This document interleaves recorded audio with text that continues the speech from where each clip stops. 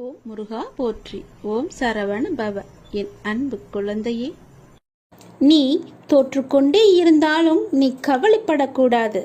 நீ கவலைப்படாதே. நிச்சயம் ஒரு நாள் வெற்றி பெறுவாய் என்ற மனதில் உறுதியை மட்டும் வை. உன்னுடைய கனவுகள் எல்லாமே நனவாகும் காலம் வந்துவிட்டது. இனியும் நீ கவலைப்பட வேண்டிய அவசியமே இல்லை. தோற்றுக்கொண்டே இருக்கிறோமே என்று ஒரு நொடி கூட நினைக்காதே. உனக்கு வெற்றி வாய்ப்புகள் பல வந்து கொண்டே இருக்கின்றன வரிசையாக. உன்னை சுற்றி உள்ளவர்களின் உண்மை முகத்தை நீ பார்த்திருப்பாய். அது அவர்களின் கரும வினை. அவர்கள் மீது நீ கோபமோ எரிச்சலோ காட்டாதே.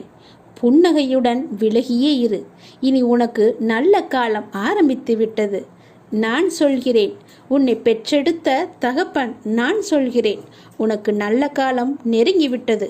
உனக்கு துரோகம் இழைத்தவர்களுக்கு கர்ம வினையின்படி கெட்ட காலம் ஆரம்பித்து விட்டது. இதுவரை சதா காலமும் நீ துன்பத்தை நினைத்து கொண்டு இருந்ததால் தான் அதனுடைய தாக்கம் இன்று வரை உன் மனதிலும் உனக்குள்ளும் இருந்து கொண்டிருக்கிறது. இதை நீ மாற்ற இனி எப்போதுமே என்னுடைய நாமத்தை மட்டும் உச்சரித்து கொண்டே வா. அது உனக்குள்ளே ஒரு பெரிய மாற்றத்தை கொண்டு வரும். அந்த மாற்றம் உன்னை என்னிடத்திற்கு தானாகவே அழைத்து வரும். அப்போது உன்னை தூக்கி நான் துடைத்து உனது துன்பங்களுக்கான நிவாரணத்தை நானே வழங்குகின்றேன். நீ பல கர்ம வினைகளை ஏற்றுக்கொண்டு வந்திருப்பதால் தான் அவை அனைத்துமே இப்பொழுது செயலாக மாறி இன்பம் துன்பம் என்ற இரண்டையும் உனக்கு வரிசையாக அளித்து கொண்டிருக்கின்றன. இவை வரிசையாக ஒன்றன் பின் ஒன்றாக வந்து கொண்டே இருக்கின்றன. ஆனாலும் என்னுடைய துணை கொண்டு துன்பங்களை எல்லாம் சுலபமாக நொடி பொழுதில் நீ கடந்து விடுவாய். கடந்தும் செல்லலாம். அதற்கு தேவை நீ செய்ய வேண்டியது என்னுடைய நாமத்தை மட்டும் உச்சரிப்பதே. என்னுடைய நாமத்தை உச்சரித்து பொறுமையாக நம்பிக்கையுடன் என்னை நம்புவது மட்டும்தான் உன்னுடைய கடமை. மற்றது எல்லாவற்றையுமே பார்த்து கொள்வது என்னுடைய பொறுப்பு. நன்மை செய்து பழக்கப்பட்டவர்கள் தீமை செய்ய நினைத்தாலும் அவர்களால் செய்ய முடியாது, தெரியுமா? நன்மையை செய்து கொண்டிருப்பவர்கள் தீமை செய்ய ஒரு நாளும் அனுமதிக்க மாட்டார்கள். உறுதியான பக்தியால் அனைத்துமே உனக்கு கிட்டும். இனி உன்னுடைய வாழ்வில் எல்லாமே சரியாகும். எப்படிப்பட்ட சூழ்நிலையிலும் நான் உன்னை கைவிட மாட்டேன். இந்த அப்பாவின் வாக்கு உண்மையானது. எப்படிப்பட்ட சூழ்நிலையும் நீ எளிதாகவே கடந்து விடுவாய். என்னை மட்டும் நீ நம்பு. உன் கூட நான் எப்பொழுதுமே இருப்பேன். நேர்மை ஒரு வரப்பிரசாதம் என்பதை நீ மறந்து விடாதே. நேர்மைதான் எல்லோருக்குமே வேண்டும். நேர்மையோடு வாழ்ந்து பார். உனக்கு வர வேண்டியது வந்து சேரும். எப்போதெல்லாம் எங்கெல்லாம் அநீதி தோன்றுகிறதோ அப்போதெல்லாம் அங்கெல்லாம் நான் அவதரிப்பேன். அநீதியை நான் அளிப்பேன். நான் என்று கூறுகிறாயே அர்ஜுனா, நான் என்பது எது? நான் தான் நீ, நீதான் நான். உன்னை இயக்குபவனும் நான் தான் என்பதை நீ தெரிந்து கொள். உனக்கு நடப்பது எல்லாமே என்னால் என்பதை தெரிந்து கொள். உனக்கு நடப்பது எல்லாமே உன்னுடைய நன்மைக்காக நான் செய்கிறேன் என்பதை தெரிந்து கொள். எந்த பொருளையும் தீயிலிட்டால் முதலில் அது கருப்பாக ஆகும். பிறகு இன்னும் அக்னியுடன் போட்டால் நீற்று போகும், சுத்த வெளுப்பாக ஆகிவிடும். அப்புறம் தீயில் போட்டால் அது மாறாது. அதுவே முடிவான நிலை. இப்படி நீற்று போனதே திருநீரு. நீரு பஸ்மம் எனப்படும். ஈஸ்வரன் மகா பஸ்மம். எல்லாம் அழிந்த பின்னும் இவற்றை அழித்துவிட்டு எஞ்சி நிற்கிற அழியாத சத்தியமான மகா பஸ்மம்தான் உதி. அவன் பஸ்மமாக நீற்று வெளுத்து போனதற்கு முந்திய மாறுதல்தான் கருப்பு. அதுதான் கரி. நிலக்கரிதான் இவ்வுலக ஐஸ்வர்யத்தில் இக்காலத்தில் முதலிடம் பெற்றிருக்கிறது, தெரியுமா? எதுவும் தோன்றவும் இல்லை. இங்கு எதுவும் இயங்கவும் இல்லை, மறையவும் இல்லை. புற உலக மாயைகளை நீக்கினால் உனக்கு உள்ளது உள்ளதுபடியே இருக்கிறது. உங்கள் விவாதம் மௌனமாகவே இருக்கட்டும். மௌனத்தை விட சிறந்த விவாதம் ஏதுமே இருக்க முடியாது. அவரவர் விரும்பிய பதிலை அவரை பெற்றுக்கொள்ள உங்கள் மௌனமே ஆக சிறந்த விவாதமாக இருக்கட்டும். நீங்கள் அறிந்ததை கொண்டு கடவுளை வழிபடுங்கள். உனது உள்ளத்தில் இருந்து வழிபடுங்கள். வழிபாட்டிற்கு எந்த ஒரு விதிமுறையும் கிடையாது. உன் தாயை எவ்வாறு உனது தேவைக்கு நீ அழைப்பாயோ அதே அன்பும் அக்கறையுடனும் இயல்புடனுமே எனக்கு போதுமானது என்பதை தெரிந்து கொள்ளுங்கள். இந்த அப்பாவை அழைப்பதற்கு எந்த ஒரு சிறந்த வழிமுறை என்பதும் நான் வைத்து கொள்ளவில்லை. அன்பாக கூப்பிட்டால் போதும். நான் இருக்க பயம் என்று உன்னை தேடி நான் ஓடோடி வந்து விடுவேன். உன் மனதின் குழப்பத்தையும் உன் வாழ்வின் சரியான பாதைக்குமே நான் இவற்றையெல்லாம் தந்து கொண்டிருக்கிறேன். உன்னை முழு திருப்திப்படுத்தவே நான் இதையெல்லாம் சொல்லிக் கொண்டிருக்கிறேன். உன் மனம் சஞ்சலத்தில் இருக்கும்போது என்னுடைய உதியை எடுத்து பூசிக்கொண்டு இருந்து பார். உன் மனம் தெளிவாகும். உனக்கு மாமருந்தே இதுதான். உன் மனம் உடனடியாகவே தெளிவடைந்துவிடும். உன் பார்வையே உனக்கான வெற்றி என்று தெரிந்து கொள். தன்னுடைய நிலை உணர்ந்து இன்ப துன்பங்களை சமநிலையில் எதிர்கொண்டு எதிர்பார்ப்பில்லாமல் வாழ்ந்து பாருங்கள். உங்கள் வாழ்வில் எதிர்பார்ப்பு இருந்தால் உங்கள் வாழ்க்கையே நிம்மதி இல்லாமல் போய்விடும். இன்று இப்போது இந்த நொடிதான் நமக்கு உள்ளது என்று சந்தோஷமாக வாழுங்கள். எதிர்பார்ப்பு இன்றி வாழ்ந்து பாருங்கள். நிம்மதி நிலைத்து இருக்கும். விடுந்த பின்பு நிலவு கண்ணுக்கு தெரிவதில்லை. அதுபோல சிலருக்கு உயர்ந்த பின்பு உதவியவர்கள் கண்ணுக்கு தெரிய மாட்டார்கள். புகழை மறந்தாலும் நீங்கள் பட்ட அவமானங்களை மறக்காதீர்கள். அது இன்னொரு முறை நீங்கள் அவமானப்படாமல் இருக்க உங்களுக்கு கை கொடுக்கும். நேர்மை மிக அரிது. அது உங்களிடம் இருந்தால் இழந்து விடாமல் இருங்கள். ஆயுளின் பெருமை ஆண்டுகளில் இல்லை, நீங்கள் வாழும் முறையில்தான் இருக்கிறது. அன்பும் இனிமையும் உள்ளத்தில் இருந்தால் வாழ்வில் எங்கும் எப்போதும் எதிலும் மன நிறைவடைவீர்கள். நீங்கள் நாம் ஒருபோதும் நம்மை உணர்வதில்லை. அடுத்தவரை திருத்துவதில் மிக கவனமாக இருக்கிறோம். மிக மிக குறைவானவற்றையே மனிதர்கள் அறிந்து வைத்திருக்கிறார்கள். பெரும்பாலானவர்கள் தங்களுக்கு அதிகம் தெரியும் என்று அடம்பிடிக்கிறார்கள். இந்த உலகத்தில் மிக பெரிய பிரச்சனை என்னவென்றால் தம்மை தாமே புரிந்து கொள்வதற்காக எதையும் கேட்பதில்லை. பிறருக்கு நாம் பதில் அளிப்பதற்காகத்தான் கேட்கிறார்கள். அவர்களுக்கு என்ன பதிலை சொல்லலாம் என்று யோசிக்கிறார்கள். எந்த நாள் உங்களுக்கு உங்களுடைய மதிப்பு தெரிய வருகிறதோ அன்று முதல் பிறருடைய பாராட்டிற்கும் அவமதிப்பிற்கும் எந்த ஒரு பேதமும் தெரிவதில்லை. நான் இப்பொழுது எங்கிருக்கிறேன், உம்மை எப்படி சந்திக்க வருவேன் என்றெல்லாம் நீ கேட்கலாம். ஆனாலும் நான் உனது இதயத்தில் நின்று கொண்டிருக்கிறேன். ஆகவே பிற பொருட்களின் மீது பிரயாசை ஏதுமின்றி நான் உன்னை சந்திக்க வருவேன். உன் மனதை எப்போதும் தூய்மையாக வைத்துக்கொள். நீயும் நானும் ஒன்றே என்று பார்க்க ஆரம்பித்து அப்பார்வையை விஸ்தாரப்படுத்தினால் உலகில் உள்ள அனைத்துமே உன் குருவாக தெரியும். நான் இல்லாத இடமாக எதுவுமே தெரியாது. ஆன்மீக பயிற்சியை தொடர்ந்து செய்து வந்தால் நான் எங்கும் வியாபித்திருக்கும் அனுபவம் உனக்கு கிட்டும். பின்னர் நீ என்னில் கலந்து விடுவாய். அந்நியம் என்றும் ஒன்று இல்லை என்ற உணர்வை நீ அனுபவிப்பாய். எந்த ஒரு மனிதன் அளிப்பதும் நெடுநாள் இருப்பதில்லை, அது முழுமையடைவதும் இல்லை. ஆனால் எனது கடவுள் அளிப்பதோ காலம் முடிவு பரியந்தம் நிலைத்திருக்கிறது. அவரின் வெகுமதியை வேறெந்த வெகுமதியுடன் ஒப்பிட முடியாது. எனது கடவுளே எடுத்துக்கொள் எடுத்துக்கொள் என்கிறார். ஆனால் எல்லோரும் என்னிடம் வந்து கொடு கொடு என்கிறார்கள். நான் கூறுவதன் பொருளை நீ உணர்ந்து கொண்டாயா? கடவுள் எல்லாவற்றையுமே எனக்கு கொடுத்திருக்கிறார். அவரிடமிருந்து நான் எல்லாவற்றையுமே வாங்கியிருக்கிறேன். ஆனால் என்னிடம் உள்ளவர்களோ எனக்கு கொடு எனக்கு கொடு என்று என் மீது பொறாமைப்படுகிறார்கள். அவர்களை எப்போதுமே தூரத்தில் வைத்துக்கொள். நீ இப்போது உன் மனதில் ஏகப்பட்ட குழப்பங்களுடன் பதற்றத்துடனும் இருக்கின்றாய். வீணான கவலைகளை உன் மனதில் வைத்து கொண்டிருக்கிறாய். உன் மனமானது உன் இதயமானது துடித்துடிப்புடன் காணப்படுகிறது. ஏன்? எதற்காக?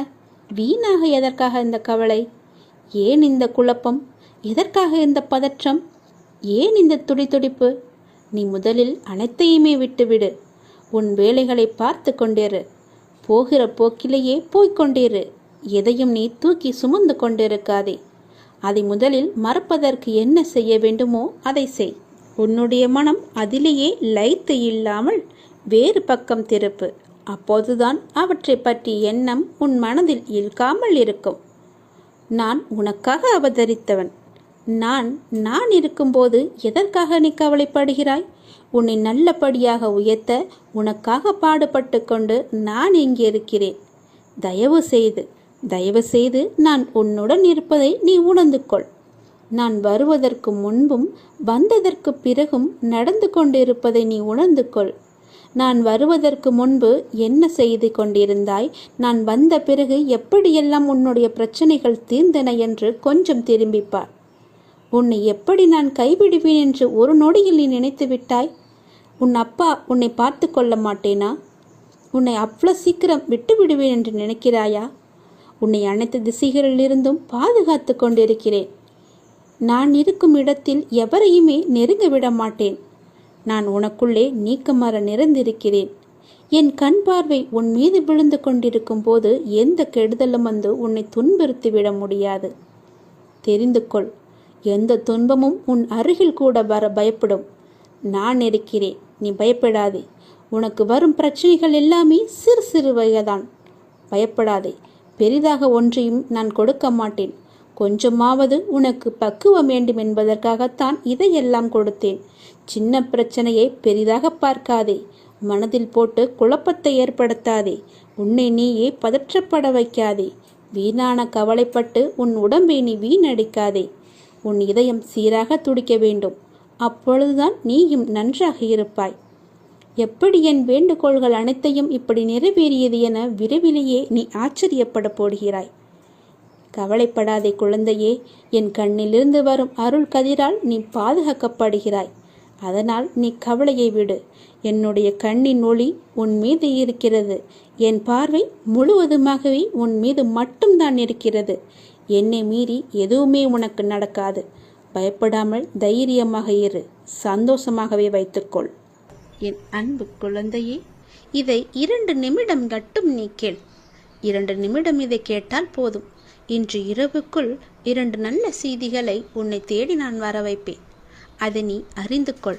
அதை நீ உணர்ந்து கொண்டால் மட்டுமே அதற்கான நல்ல பலனை உன்னால் பெற முடியும். என்னுடைய பக்தர்களுக்கு தீங்கு நேரிட நான் அனுமதிக்க மாட்டேன். என் பக்தர்களை நானே கவனித்துக் கொள்ள வேண்டும் என்ற ஆசை எனக்கு முழுவதுமாக இருக்கிறது. ஒரு பக்தன் விழும் நிலையில் இருந்தால் நான் 4 கரங்களை அந்த தருணத்தில் நீட்டி அவனை காத்து மேலே தூக்கி விடுவேன். அவனை விழவிடவே நான் மாட்டேன். அவனுக்கு தீங்கு நேரிட நான் அனுமதிக்க மாட்டேன். பழி சொல்ல தெரிந்த யாரும் உனக்கு வழி சொல்ல போவதில்லை. உன் வாழ்க்கை உன் கையில். அதை நீ புரிந்து கொள். உங்களுடைய வாழ்க்கையின் ஒவ்வொரு நாளையும் ஏதேனும் ஒரு சிறிய இலக்குடன் துவங்கிப்பார். நாளடைவில் இந்த பழக்கமானது உங்களை மிகப்பெரிய இலக்கை நோக்கி அழைத்துச் சென்றுவிடும். மோசமான தோல்வியை எதிர்கொள்ளும் தைரியம் உடையவர்களே மிகப்பெரிய வெற்றியை பெற முடியும். குடை மழையை நிறுத்தாது, ஆனால் அது நம்மை நனையாமல் தடுக்கும். தைரியம் பிரச்சனைகளை தீர்க்காவிட்டாலும் அதை எதிர்கொள்ள உதவும். கத்தி என்று தெரிந்தும் கால் வைக்க துணிந்தவர்கள்தான் இன்று காலத்தை கைப்பிடியில் கசக்கி வைத்திருக்கின்றார்கள். கடந்து போன நாட்களுக்காக நீ கவலைப்படாதே. நடந்து செல்ல நல்ல நாட்கள் நிறையவே உண்டு. அடுத்த அடி நீ எடுத்து வை. உங்களை நிராகரித்தவர்கள் உங்களுடன் பேச துடிக்கும்படி வாழ்ந்து காட்டு. அப்படி நீ வாழ்ந்து காட்டுவதே உங்களுடைய உண்மையான வெற்றி. தாழ்வு மனப்பான்மையும் பயமும் முன்னேற்றத்தை தடை செய்யும். மனத்திற்கு தைரியத்தை அதிகம் கொடுத்து முன்னேறி செல்வதில் அக்கறையாக இருந்தாலே உன்னுடைய வாழ்க்கையில் வெற்றி நிச்சயம் உன்னை தேடி வந்து கொண்டே இருக்கும். பயப்படாதே. எல்லாவற்றுக்கும் துணையாக உன்னுடைய அப்பா நான் இருக்கின்றேன். நாளை உன்னை காண ஏதாவது ஒரு ரூபத்தில் வந்து உன் முன்னால் நிற்பேன். உன்னை சந்திப்பேன்.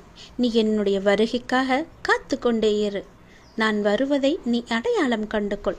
நீ எந்த ரூபத்தில் என்னை காண வேண்டும் என்று ஆசைப்படுகின்றாயோ அதை முதல் நாள் இரவே என்னிடம் சொல்லிவிட்டு நீ உறங்கப்போ. மறுநாள் அந்த அதிசயத்தை காண்பாய். நீ ஆசைப்பட்ட உருவில் உன் முன்னால் வந்து நான் இருப்பேன். அப்போது என்னை தெரிந்து கொள்ளலாம். வந்தது என்னுடைய அப்பா என்று நீ உணர்ந்து கொள்ளலாம். உன் உடம்பிற்குள் ஒரு சிலிர்த்த உணர்வு ஏற்படும். ஜில்லென்ற காற்று வீசும். அப்போது நீ உணர்ந்து கொள், உன்னுடைய அப்பாதான் உன்னை தேடி வந்திருக்கிறேன் என்று. நடந்து முடிந்த ஒன்றை மனமே மாற்ற முடியாது. இதுவரை நடந்த அனைத்தையும் இறைவனின் செயல் என்று ஏற்றுக்கொள். இனி நடக்கப் போகும் எதையும் இப்பொழுது நிர்ணயிக்க முடியாது. காலத்தின் கைகளில் விட்டுவிடு.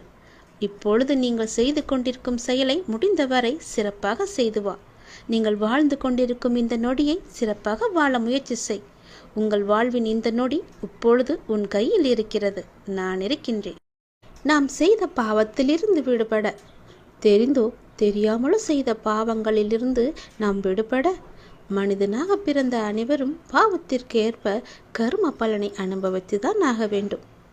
நாம் நல்லது செய்கின்றோம் என்ற தோரணையில் சென்று கொண்டிருக்கும் போது நம்மை அறியாமலேயே ஏதோ ஒரு சின்ன விஷயத்தில் அறியாமல் ஒரு பாவத்தை செய்து விடுவோம். அப்படி செய்தால் கூட அதற்கு கர்ம பலனை அனுபவித்துதான் ஆக வேண்டும். பலர் தற்சமயத்தில் உள்ள மகிழ்ச்சியை மட்டும் கண்டு மற்றவர்களை புண்படுத்திவிட்டு பிற்பகல் என்ன விளையும் என்பதை பற்றி சிறிதும் கூட நினைத்து பார்ப்பதில்லை. அவர்கள் அதே வழியை அனுபவிக்கும் பொழுதுதான் தெரிகிறது அவர்கள் செய்தது பாவம் என்று. நாம் தெரிந்தும் தெரியாமலும் செய்த பாவத்திலிருந்து விடுபட இந்த பரிகாரத்தை செய்தாலே போதும். இதனால் அனைத்து கர்ம வினைகளும் தீர்ந்துவிடும். உங்கள் வாழ்க்கையே புரட்டும் அற்புதமான பல விஷயங்களை அடுத்தடுத்து நீங்கள் காணலாம். அப்படி என்ன பரிகாரம்? தினந்தோறும் பூஜை அறையில் விளக்கு ஏற்ற வேண்டும்.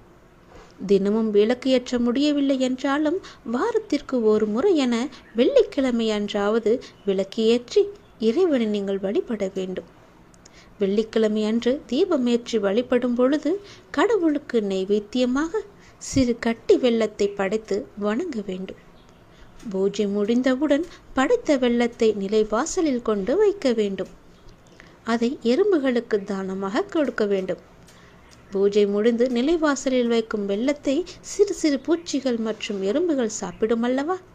அவ்வாறு சாப்பிடுவதால் நம்முடைய பாவங்கள் அனைத்துமே நீக்க பெற்று நாம் சந்தோஷமாக வாழலாம்.